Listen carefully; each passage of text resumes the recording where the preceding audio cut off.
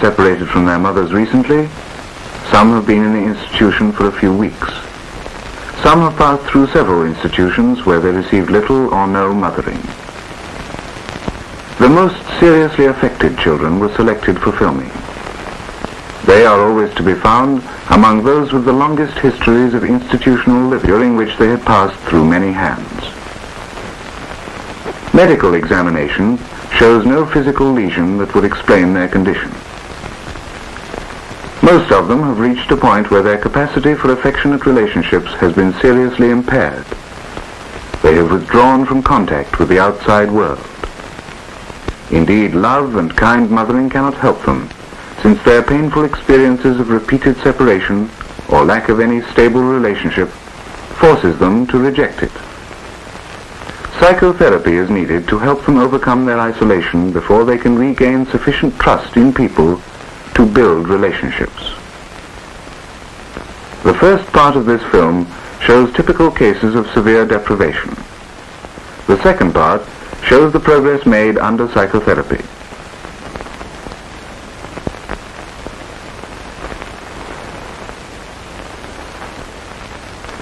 Lawrence sometimes remains like this for hours.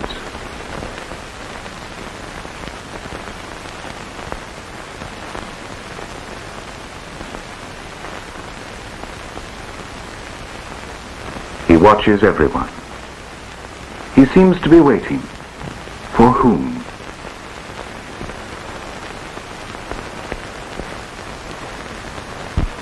This boy is petrified. Only his eyes are alive. He hears a noise but hardly dare turn his head.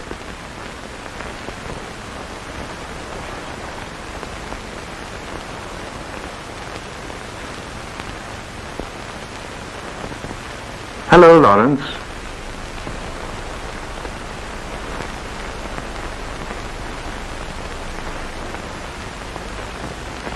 Do you want to come with me?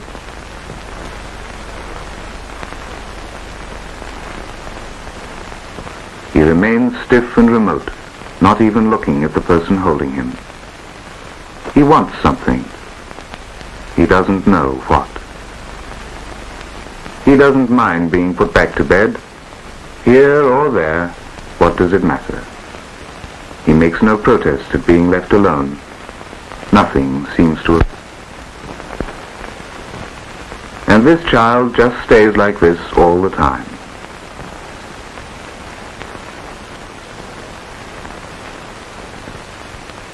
This little girl, though she looks happy, like Lawrence, doesn't look at the person nursing her.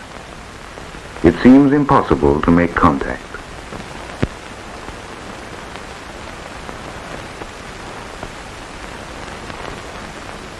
Claude can keep quite still for hours. He does nothing. Sometimes he will remain in the swing for a whole morning, quite undemanding. He may look up as if to see who has come, but immediately falls back into apathy. Toys do not attract these children. On the contrary, the offer of toys or games distresses them.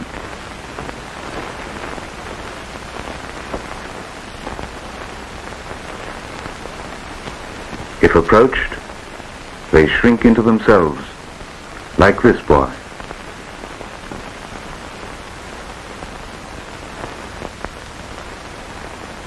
If touched or encouraged to walk, he throws himself on his stomach. He cannot bear to be touched. Monica is the same. Come with me. Come on, try. And yet Monica can walk, provided she is not asked to.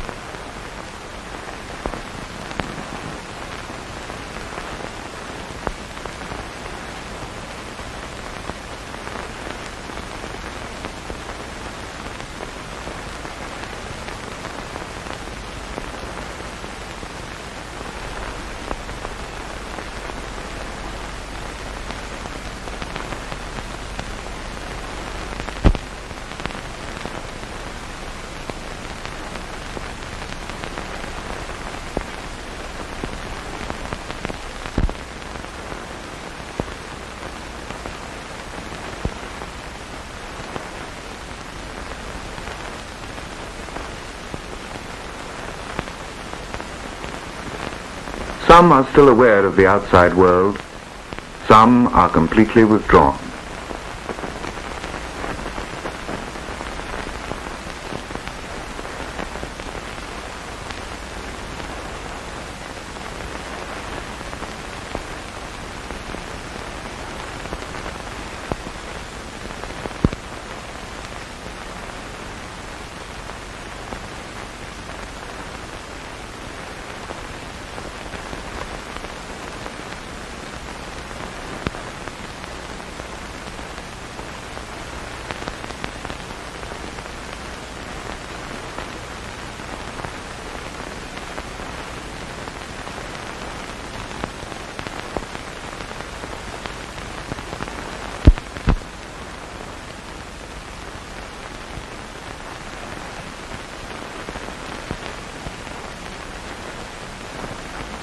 Monica is quite indifferent to the other children.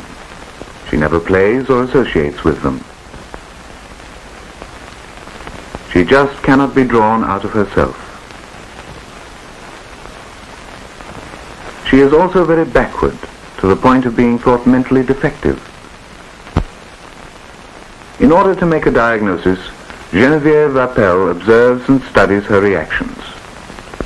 These games, used as tests, are usually great fun for children, whereas Monica is frightened. It is quite unusual that she even handles the bricks.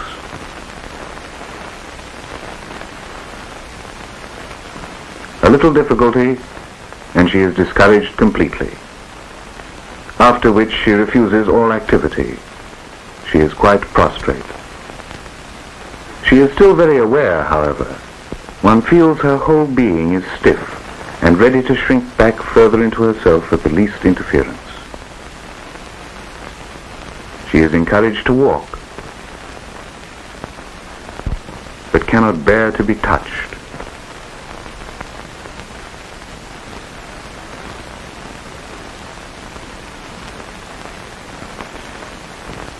No, the slightest approach, and she shrinks into herself again.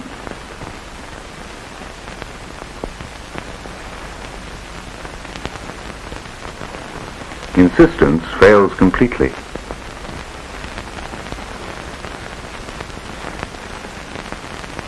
Repeatedly during the day, Monica has fits of anguish, sometimes for no apparent reason, sometimes because her isolation has been threatened. She will knock her head on the ground, strike and scratch herself, and pull her hair.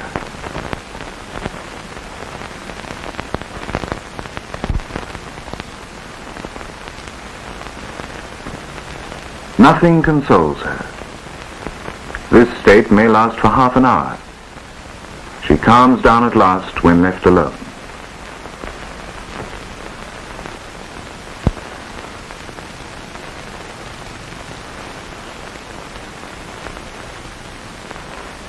Monica has asked to be taken on her therapist's lap, but she cannot stand it for long.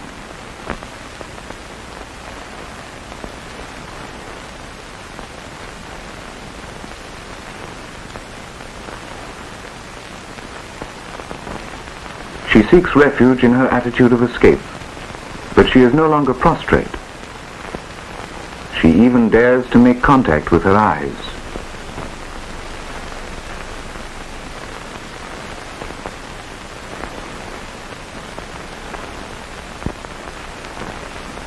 Her posture is no longer rigid. When called, she responds. Now she desires contact, and this brings her back. Do you want to come? No, the offer is still too much for her. And yet, how she would love to be cuddled.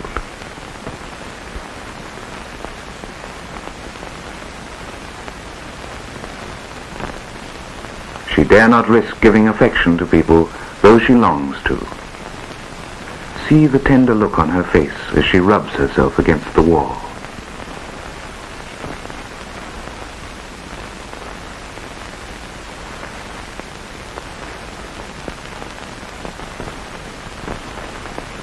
Just as she could not allow herself to be cuddled, she cannot give in to her desire for the cakes. She is torn between desire and fear of gratifying it.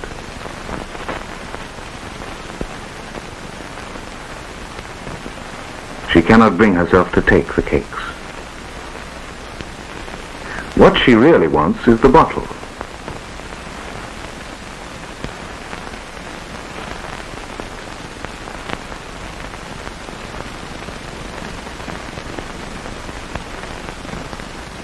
When it is offered, she is afraid to accept it.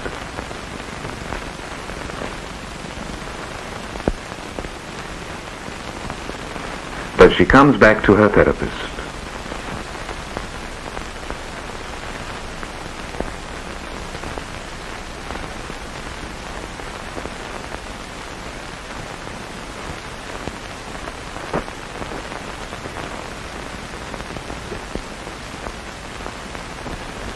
For the first time, she wholly gives in, yielding to the pleasure of being petted.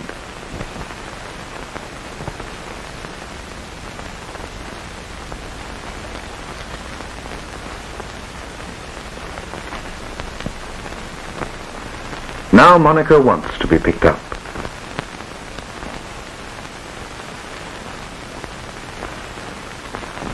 She makes herself comfortable and becomes interested in the games.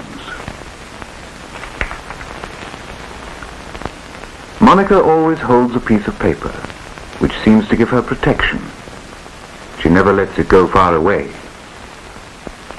She is still reluctant to do things by herself. She wants the therapist to do them for her.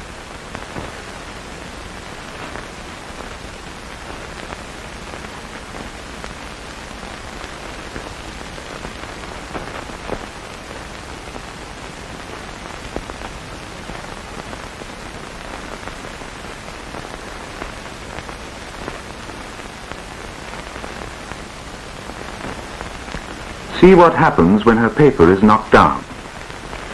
Quick, let's pick it up. There'll be no game without it.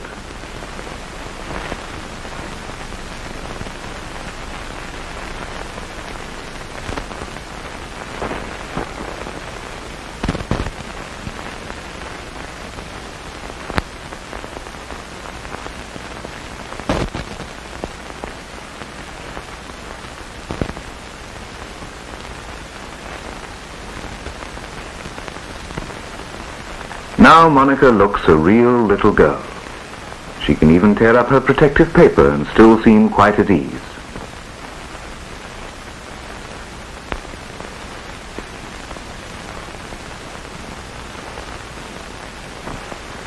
As she plays, she needs and likes to keep in touch with Geneviève Rappel.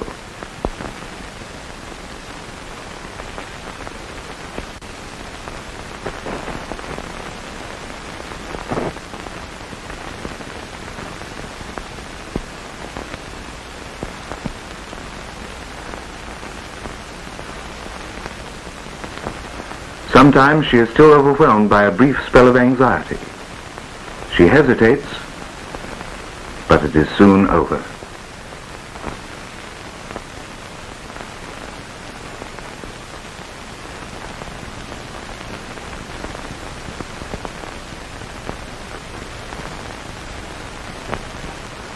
See her new attitude in the institution nursery.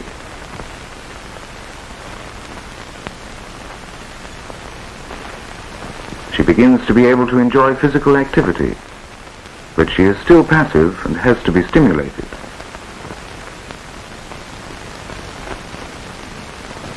Her little friend Catherine helps her a lot. Catherine is also under treatment, but already more active. Monica plays with her for hours, finding great satisfaction in being led. Catherine makes the most of the situation.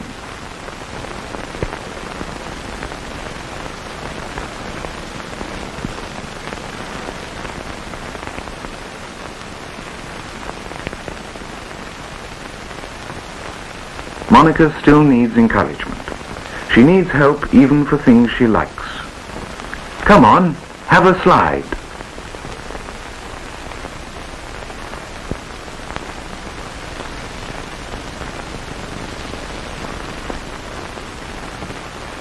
Let yourself go. That's right. There is some joy in life after all.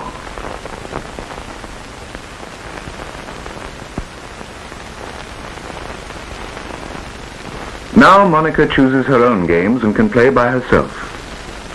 She has become aware of the camera.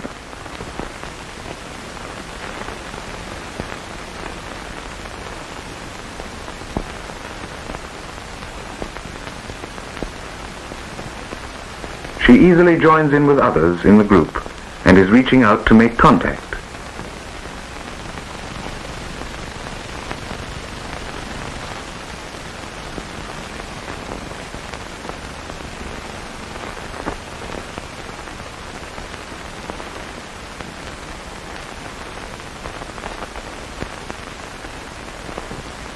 She is often the leader, giving Teddy Bear his dinner, for instance.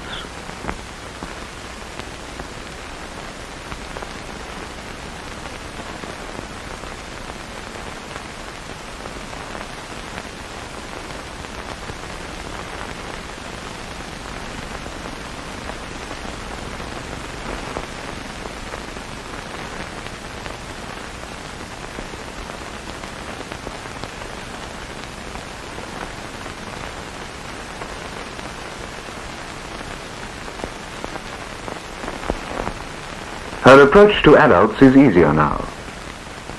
Teacher is busy. Perhaps Monica can do without her.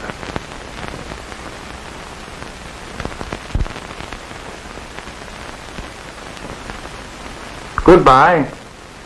I'm going shopping. See you later.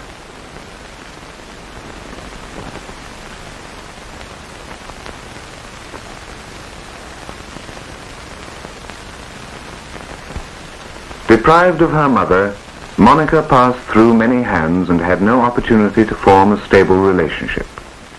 She became afraid to make any human contact. A foster home was tried, but she was found to be quite unapproachable and was sent for treatment. After 1 year of psychotherapy, her behavior and her IQ appear fairly normal for her age. She can make friends and become strongly attached to people. She is still easily upset and still needs months of treatment. Today, Monica is back with her family.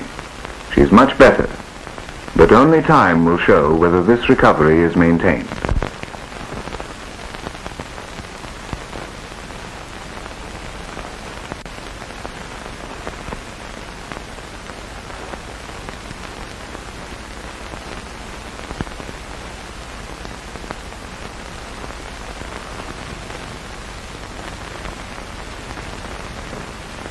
You will remember Lawrence from earlier scenes, dull and apathetic, waiting for someone who never comes.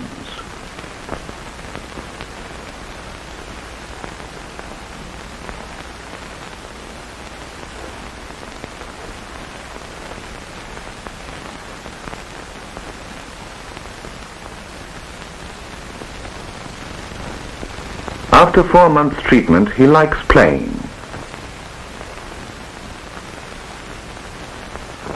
He looks towards his therapist, yet dare not approach her. Though his activities and interests are fairly normal for his age, he remains quiet and reserved.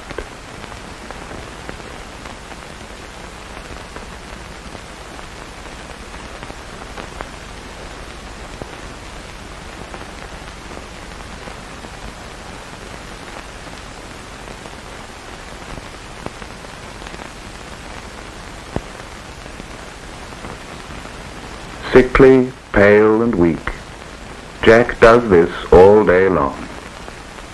He is quite undemanding.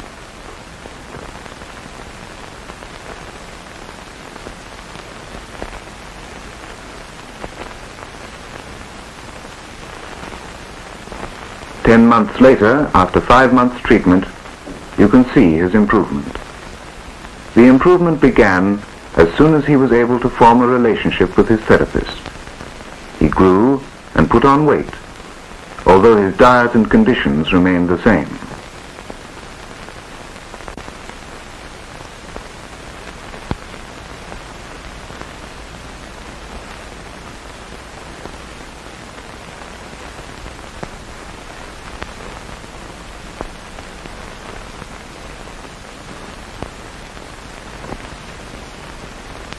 He is now active and sociable.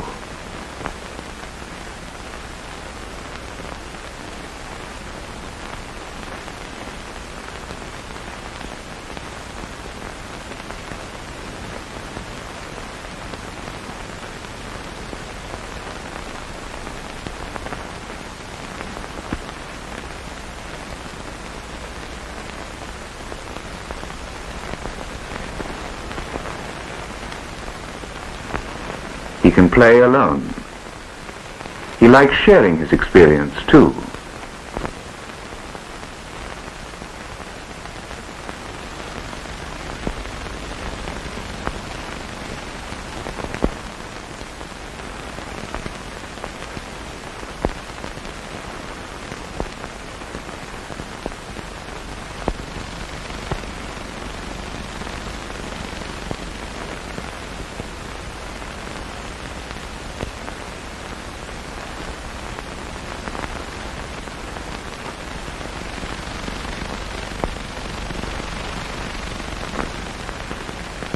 Christine is quite oblivious to all outside contacts. She was even thought to be blind and deaf, and is quite out of reach.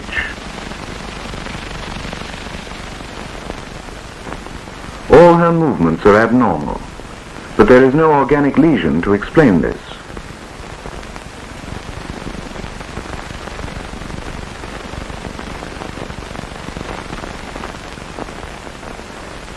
"11 months later, after 6 months' treatment, it is obvious that Christine can see and hear.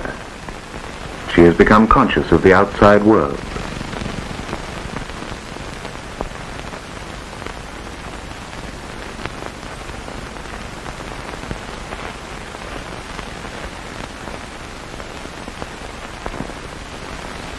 Her movements are still abnormal. She will need treatment for a year or two.